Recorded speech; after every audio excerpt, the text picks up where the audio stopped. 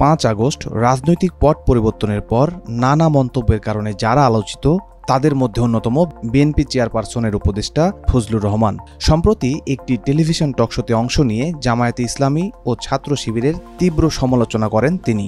দাবি করেন 5 আগস্টের সরকার পতন কোনো সাধারণ রাজনৈতিক ঘটনা নয়, বরং একটি সুপরিকল্পিত ষড়যন্ত্র, যার মূল পরিকল্পনাকারী কালোশক্তি জামায়াত।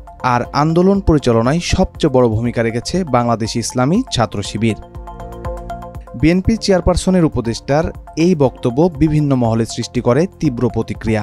জুলাই অভ্যুত্থান নিয়ে অবমাননাকর বক্তব্য দেওয়ার অভিযোগ তুলে এর প্রতিবাদে 24 আগস্ট ঢাকা বিশ্ববিদ্যালয়ের রাজু ভাস্কর্যের সামনে ফজলুর রহমানের কুশপুত্তলিকা পোড়ায় বাংলাদেশ গণতান্ত্রিক ছাত্র সংসদ। সংগঠনের সদস্য সচিব জাহিদ হাসান বিএনপিকে হুঁশিয়ারি দিয়ে বলেন, শেখ হাসিনার মতোই জবাব দেওয়া হবে বিএনপিকে। বিএনপি কোন রকমের কোনো পদক্ষেপ নেয়নি।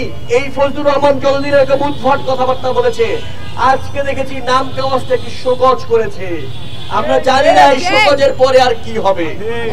একই সঙ্গে বন্ধুরা, যেহেতু বিএনপি কোনো প্রতিবাদ করছে না, জনাব তারেক রহমান কোনো প্রতিবাদ করছেন না, বিএনপি অন্য কোনো নেতা কোনো প্রতিবাদ করছে না, আমাদের ধরে নিতে হবে বিএনপি মনে করে জুলাই গণঅভ্যুত্থান কালো শক্তি করেছে। আমাদের ধরে নিতে হবে শেখ হাসিনার মতো করেই বিএনপি মনে করে আমরা রাজাকারের বাচ্চা। যেহেতু বিএনপি মনে করে আমরা রাজাকারের বাচ্চা, সেহেতু শেখ হাসিনার মতোই বিএনপিকে জবাব দেওয়া হবে। এই রাজু ভাস্কর্য সেই রাজু ভাস্কর্য যেখান থেকে 14 জুলাই রাতে তুমি আমিকে রাজাকার বলা হয়েছিল হাসিনাকে উদ্দেশ্য করে।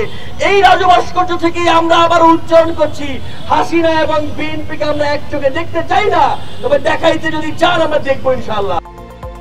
একই দিন মধুর ক্যান্টিনের সামনে সংবাদ সম্মেলন থেকে ঢাকা বিশ্ববিদ্যালয় ক্যাম্পাসে ফজলুর রহমানকে অবাঞ্ছিত ঘোষণা করেন বৈষম্য বিরোধী ছাত্র আন্দোলনের সমন্বয়ক, এনসিপির বহিষ্কৃত নেতা ও ডাকসুর জিএস প্রার্থী মাহিন সরকার।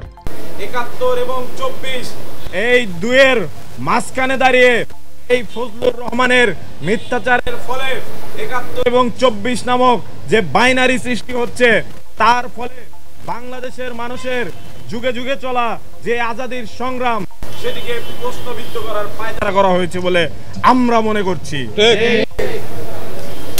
আমরা ঢাকা বিশ্ববিদ্যালয়ের শিক্ষার্থীবৃন্দ,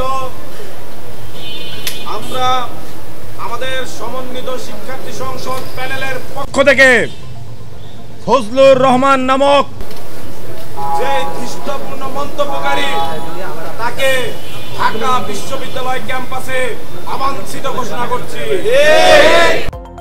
ঢাকা বিশ্ববিদ্যালয় ক্যাম্পাসে ফজলুর রহমানকে অবাঞ্ছিত ঘোষণা করেছে একদল শিক্ষার্থী। এছাড়া তাকে কারণ দর্শানোর নোটিশ দিয়েছে বিএনপি।